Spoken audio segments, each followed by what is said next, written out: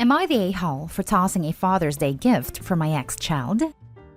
I, 45 male, have a daughter Cassie, 19 female, with my ex-wife Mary, 47 female, who cheated and left me for another man. When she showed up to the divorce hearing fully pregnant, I knew that there was no going back. She gave birth to her daughter Jane, 14 female, with plans to marry the father, but he died in an accident when Jane was just a few weeks old.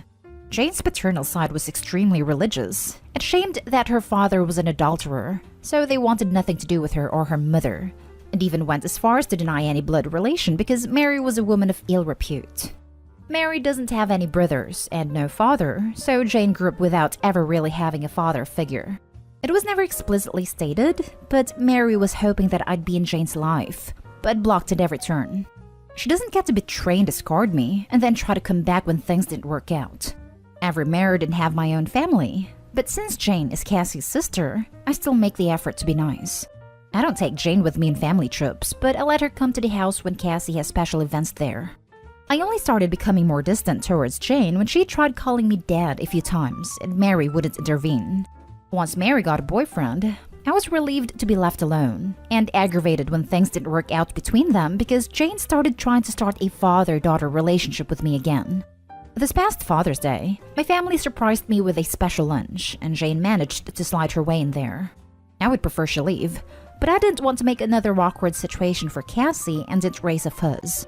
When it came time to cards and gifts, Jane gave me a present and quick speech about how great of a dad I've been and shown her what it means to be a good parent.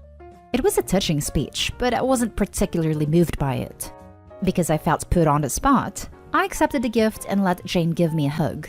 Then, when the day was over and everyone was gone, I tossed it in a Goodwill box we have at the basement. My wife thinks that I should keep it even if I don't like it, but I don't want to send a message that there's hope for Jane that I'll be the father she's always wanted. Am I the a-hole? Edited to Ed. Again, because I keep seeing this in the comments. 1. I've told Jane not to call me dad, or think that just because I do things with Cassie that I'll do them for her. 2. I've talked to Mary about this more than once, but she's of no help. 3. I don't blame Jane for what her mom did, but I don't understand why I need to be a father figure in her life to prove it. 4. I don't even want to be a paternal figure for her because that would require a certain amount of time and labor that I'd rather give to my own children. 5. Mary and I weren't intimate for months during Jane's conception and there was a DNA test. There's no chance that Jane is mine. 6. Yes, I've only ever talked to Jane about this once. How many times do I need to tell her to make it clear? 7. I didn't even like the gift that she got me. Now for the top comments. This might be one of the saddest AITA I've ever read. I completely understand where you are coming from, but honestly, I feel like without you, that kid is going to end up in a real tough spot in life. I'm not qualified in any way to say who's an a-hole in this story, except your ex-wife. From my perspective, I would always try to help out a fatherless kid. This is really tough. Good luck to all of you. Every bit of this points to not a a-hole, but she's a kid. She's not asking for money, she's just asking for someone to take an interest in her. I get you are in no way obligated to Jane, but is being a good, safe adult in her life such a horrific burden that is a hard no? It might be, I don't know. But it certainly seems like she could use someone to care a little. Not a a-hole. But please, as an adult who used to be in Jane's position, just ask her one more time to stop calling you dad and advise your biological daughter to hang out with her in places where you are not going to be present. As time goes on, stop inviting her to gatherings altogether. It might hurt her, but this is the safest way to let her go, without causing serious amounts of negativity. When she gets older, she will most likely understand the reasons behind your distant behavior. Good luck, Opie. Not a a-hole. You shouldn't have to play house/dad for someone who left you for someone else. While it is sad what happened to Jane's dad, that doesn't mean you have to step up. You have your own life and children, and have made it clear that the relationship with Jane is solely for your daughter's sake. You did good by accepting the gift and thanking her in the moment. You have no obligation to keep said gift after. Agreed. While I feel sorry for the girl, what else is a person to do? That's not his kid, and Opie's doing a lot to not upset her or his daughter, but there should be a strong boundary set. Not everything in life is fair, and set out for us, we have to deal with the cards that we're given. It's not fair, but life isn't fair. This should have been nipped in the bud when she was a child, but I'm guessing this is all on her mother. Shaking my damn head. Not the a-hole. Now for the next story. Am I the a-hole for kicking out someone out of my birthday party for bringing an unwanted gift? So here's the backstory. Me, 30 female, and my ex, 32 male, Tony, broke up 8 months ago. The reason for this breakup was that I was fairly certain he was cheating on me with one of his friends, Tammy. He denied it, but honestly, even if he wasn't actively cheating, he was not invested in the relationship anymore because it was obvious he had fallen for her. Lo and behold, after our breakup, I moved out, and he almost immediately got together with Tammy.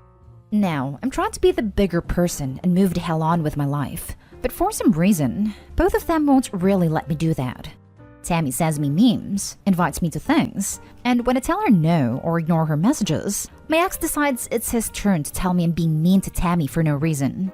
To be clear, I'm not asking if I'm the a-hole compared to Tony and Tammy, because I know I'm not. They're being absolutely ridiculous. My question is, this last weekend was my 30th birthday party, aka a get-together at a bar with some friends of mine. The grapevine does its magic, and somehow Tammy finds out it's happening and asks if she can come. No, you cannot. Cute Tony poo-pooing me. I finally work up the nerve to block them both on every social media platform I can. I told my guests, hey, if Tony and/or Tammy show up, I'm making them leave. My 5 or 6 friends know them both and know the situation I'm in here. So Tony and Tammy don't show up, but you know what does? A personalized gift from Tammy that a different friend decided to bring on her behalf. Nobody else brought a gift. We were meeting at a bar. This friend, let's say is Roger, brought the gift in a bag and told me to extend the olive branch. To which I said, no effing way. Threw the gift in a trash can and told him that he can go home. I was so angry that it took a couple of minutes for me to calm down, but he ended up leaving in a big huff. The rest of the night was as good as can be expected. But I'm still very upset with Roger for doing this when I think it's abundantly clear that I don't want any contact with my ex and his girlfriend. Am I actually an a-hole for not only rejecting the gift and kicking him out? Am I losing my damn mind to this problem? Not an a-hole. They need to leave you the hell alone. Who the hell does she think she is? And who the hell does Roger think he is? This just seems ridiculous. If someone doesn't want anything to do with you, why force it? Yeah, this is insane. What Roger did was extremely foolish, and Tammy and Tony in general seem horrible. I don't think anyone would go to such lengths unless it's to intentionally piss OP off. Not a a-hole. Maybe you were a little bit harsh with Roger, but the whole situation with the ex and new girlfriend is really weird. I would think your other friends would know better than to get involved like that. If Roger knew about the situation, he should have refused to pass along the gift. On another note, it seems like Tony and Tammy know they are a-holes and are trying to force a friendship on you because they don't want everyone else to think poorly of them. Threaten to get a restraining order if they contact you again. Good luck. My feelings exactly. Roger is between a rock and a hard place, so maybe kicking him out was a bit harsh, but he 100% could have handled this better. Just off the top of my head, he could have given you the gift after the party. Or better yet, on an entirely different day. He could have let you know in advance that they reached out and would like to send a gift with him, and ask if you'd be okay with that. It does seem like he was used by these people and couldn't stand up for himself, but he could have at least worked harder to find a loophole. This is a good point. I guess I didn't think about how Roger might have been pressured into going along with things. He's not a bad guy, but he can kind of get swept in the why can't we all get along thing. So I can see how it'd be easy to convince. Oh, we just want to mend fences with OP. Please give this to her so we can all be buddies. In hindsight, I'm definitely planning on talking to Roger and explaining why this hurts my feelings so much. Hopefully he understands. Next story. Am I the a-hole for telling my mom to stop treating my brother like a kid? I, 21 female, recently had a big fight with my mom. My brother, 17 male, has always been my mother's favorite. And no, I'm not just saying this, but she tells this to everyone around her. So since we were kids, he has been cuddled his whole life. He checks his computer, his phone, barges into his room without knocking, even tries to hand feed him at this age. Anyway, he is a teen, and now absolutely hates that he doesn't get his privacy/independence. Anyway, It's COVID and he had this date with a girl.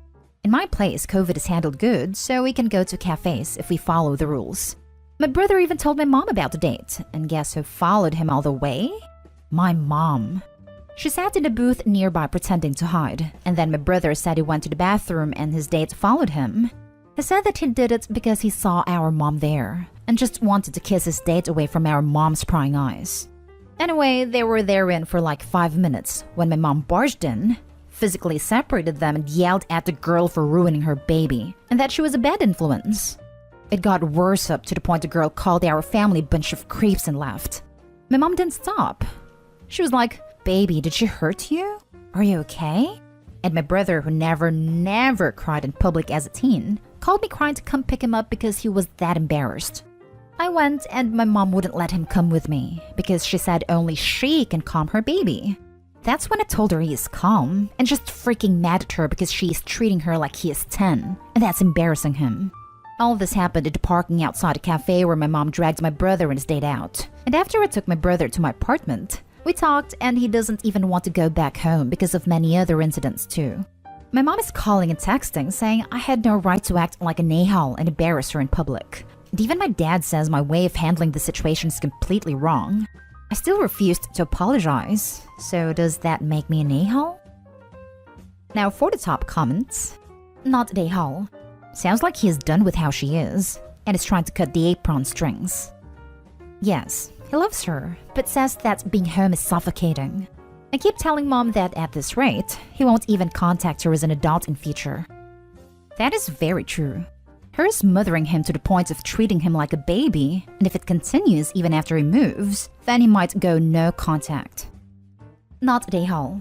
What your mom is doing is creepy and inappropriate and is going to ruin his life. I'm not being dramatic. Someone needs to help your brother set some boundaries with your emotionally incestuous mother now, and it seems like you're up to the task. Not a hole. One of the roles of an older sibling is to protect the younger one. Sometimes you have to protect them from your parents. You can suggest if he wants to go out again, you'll be the chaperone. You can tell your parents you two are hanging out. Technically true, and just make sure you're not being followed. This should give him cover until he turns 18.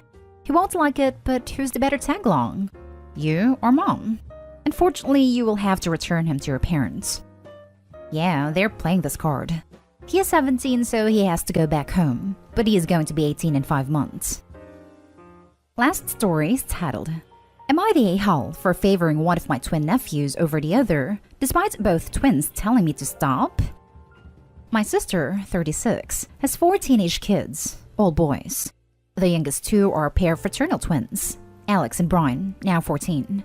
My sister has been regularly sending the twins over to my place whenever she needed a break since I moved near her 2 years ago. I, 26 female, do not have kids myself, but I love having them over.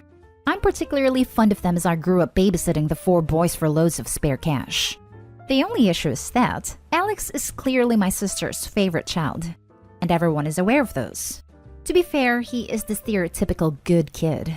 Extremely smart, good-looking, well-spoken, and charismatic. Everyone loves him. Brian is more quiet, meek, less blessed in the looks department, but not a bad kid at all. But I seriously think there's a cruel streak in Alex. I caught Alex daring Brian to drink pee when they were 9. In quotes, because Brian confessed that Alex threatened to cut him out of their friends group if he didn't do it. I've personally heard Alex's horrible comments about Brian's weight, looks, intelligence, etc. when he thinks I can't hear them. Brian has also shared that Alex has been vandalizing his belongings, spreading horrible rumors at school. My sister absolutely refuses to punish Alex, or send him to any sort of therapist/professional who can help. She says it's just boys being boys, and it is not my place to override her parenting decisions. So I've been trying to balance out the favoritism while they're at my house. I usually ask Brian for his preferences in minor things, like picking out the dinner that I cook for them, the movies that we watch together. If Alex makes snide remarks, I shut it down immediately. But the more I speak up for Brian, the angrier Alex gets. It has gotten to the point where Brian just defers to Alex's preferences, and is asking me to get off this so that Alex doesn't take it out on him when they get home. I get where Brian is coming from, but I can't just let this go. My sister doesn't do anything about it. So Reddit, Am I the a-hole for consciously treating my nephews differently and not stopping even though they both want me to stop?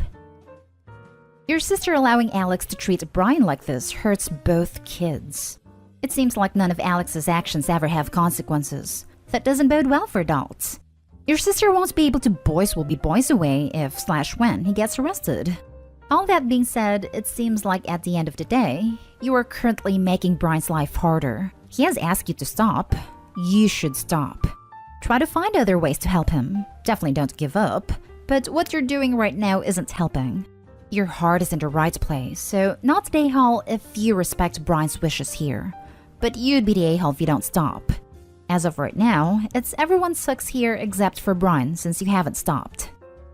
Just because Opie's heart is in the right place doesn't mean they are handling the situation the right way. The way you need to address favoritism isn't with more favoritism, it's to stop it at its source. Opie needs to start documenting all of Alex's anger issues and tormenting, and present them to her sister as a wake-up call. And if she still won't do anything about it, talk to authorities or people at Alex's school that will. By trying to fight favoritism with favoritism, Opie is only giving Alex more ammunition to use against Brian when the two of them aren't at Opie's house. Everyone sucks here, except Brian. Everyone sucks here except Brian. Your sister should be managing her children better, but she has 4 teenage boys. As someone who raised only 2 boys, I can feel her pain from here. Still, she wouldn't allow one child to torment another. Alex is a boy. He may grow out of it, he may not. But he's also only a kid and should have clear boundaries with proper consequences. And finally, you're the a-hole for continuing getting Brian tormented, and possibly worse now that you're showing him favoritism. You know this is causing problems for him. Brian has asked you to stop. That's as close as he'll ever get to reporting his brother. If you really want to show Brian that you care, stop trying to show Alex that you prefer his brother. If you insist on doing nice things for Brian, do it in private. Ask him what some of his favorite things are while Alex isn't around. Then buy it before they show up and announce how much you enjoy it and want to share with both of them. Yes, it's manipulative and deceitful, but when dealing with someone like Alex, that's the only option you have.